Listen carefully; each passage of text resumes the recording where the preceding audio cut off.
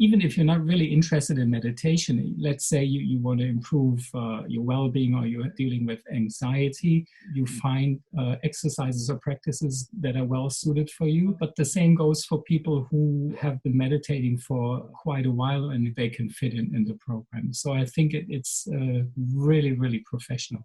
I've been dabbling in spirituality and meditation for quite a while, and I tried this style and that style, and I read these kinds of books and that kind of books, and it never really worked out. And I felt relieved that I finally had found someone that is there for me, that doesn't have any expectation that I follow a certain path. A spiritual friend, a coach, a friend, someone that is there with and for me, no matter what. And that is really, really priceless. I would highly, highly recommend it to everyone, from people who have anxiety to people who feel stuck in their spiritual practice. So definitely go for it.